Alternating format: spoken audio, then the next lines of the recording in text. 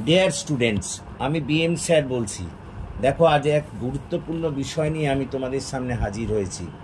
2024 সালের কলকাতা বিশ্ববিদ্যালয় BA sixth সেমের জেনারেলদের জন্য LCC 2 L2 বাংলার ফাইনাল সাজেশন নিয়ে হাজির হয়েছি। এখান থেকে কমন পাবেই। মডিউল 1, বাংলা সাময়িক পত্রের উদ্ভব ও বিকাশে সমাচার দর্পণ এবং দিগদর্শনের ভূমিকা আলোচনা করো।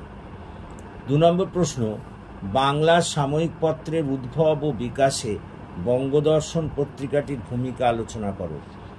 3 নম্বর প্রশ্ন, বাংলা সাময়িক পত্রের উদ্ভব ও বিকাশে সবুজপত্র এবং ভারতী পত্রিকার ভূমিকা আলোচনা করো।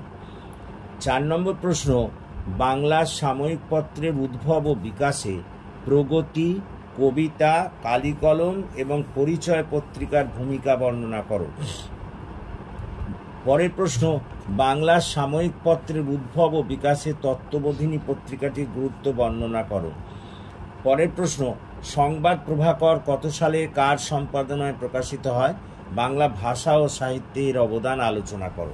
দেখো, আমি এই যে প্রশ্নগুলো দিলাম এই মডিউল 1-এর, এগুলো করলেই কিন্তু এখান থেকে কমন পেয়ে যাবে।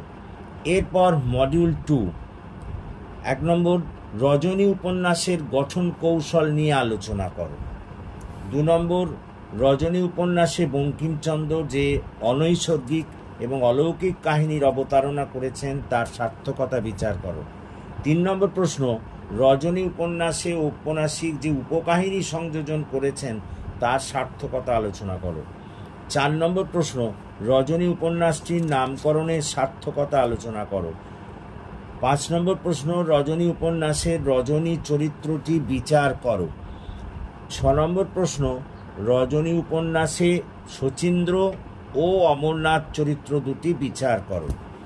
দেখো, এরপরে এই রজনী উপন্যাস থেকে যে শর্ট প্রশ্নগুলো দিতে পারে সেগুলো আমি দিয়ে দিয়েছি। 1 নম্বর, রজনী উপন্যাসের আত্মকথনমূলক আখ্যানের কৌশল বিচার করো।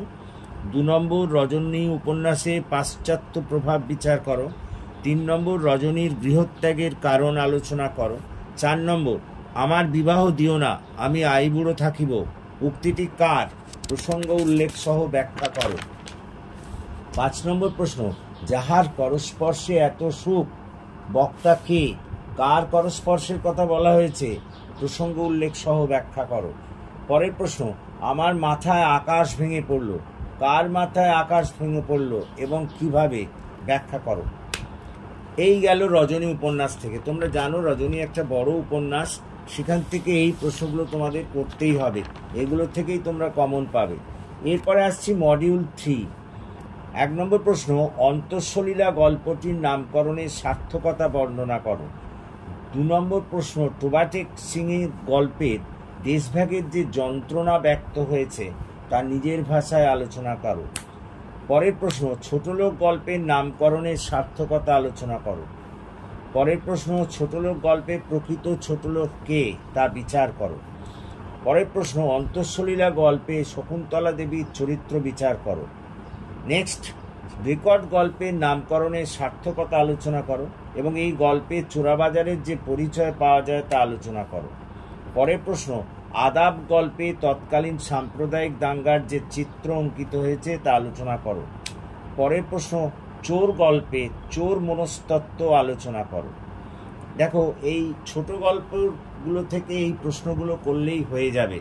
বিশেষত নামকরণের সার্থকতাগুলোর উপরে বিশেষ গুরুত্ব দেবে। তারপর দেখো, আমরা আসছি এর ছোট প্রশ্ন বা 5 নম্বরই প্রশ্ন।